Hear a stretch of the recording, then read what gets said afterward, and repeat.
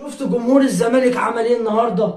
يا جدعان، ده جمهور الزمالك النهارده كان بيهد جبال. حاجه في منتهى الجمال.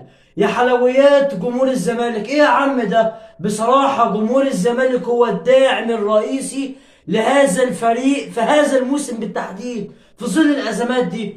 وبصراحه بزيره، يا حلوياتك يا بزيره، كل ما هو برازيلي جميل. يلا نبدأ الحلقه مع بعض يا حبايبي. السلام عليكم ورحمة الله وبركاته. برحب بكل متابعيني وعشاق الساحرة المستديرة في كل مكان. يا رب دايما تكونوا في أحسن حال. النهاردة ليلة وأمسية كروية زملكاوية. الفارس الأبيض يتربع على عرش الصدارة بعد الفوز على بيراميدز في مباراة عصيبة جدا.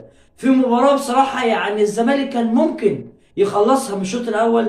لو وصلك بقى الفيديو يا حبيبي اخوك، ما تنساش طبعا اللايك والفولو دعما لاخوك حبيبك يوسف عشان يوصلك كل جديد.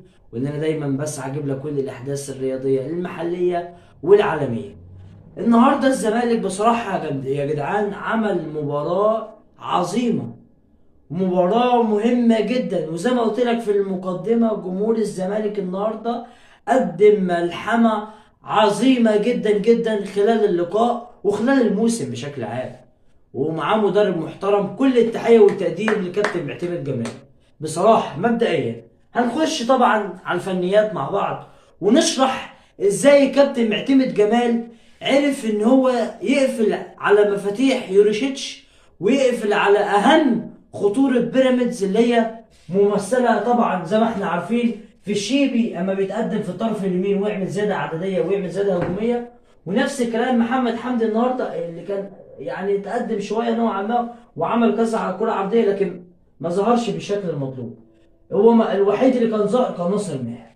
ده كان الخطوره القويه جدا لبيراميدز خلال اللقاء او خلال مجريات الشوط الاول لحد ما طلع. لحد انا مش فاهم طلعه ليه، يعني مش مهم، مش فاهم يعني. لكن الدور بقى الدفاعي ودور الانسجام والخطوط والانضباط التكتيكي اللي عمله الكابتن معتمد جمال هو اللي صعب المأمورية على ناصر ماهر وعلى زيكو وعلى زلاك وعلى حتى ما نزل عدي الفخوري وما نزل مروان حمدي وما نزل العناصر الهجومية وحتى ما نزل كمان وليد الكارت في نص الملعب. كل ده ما حسيناش بيهم.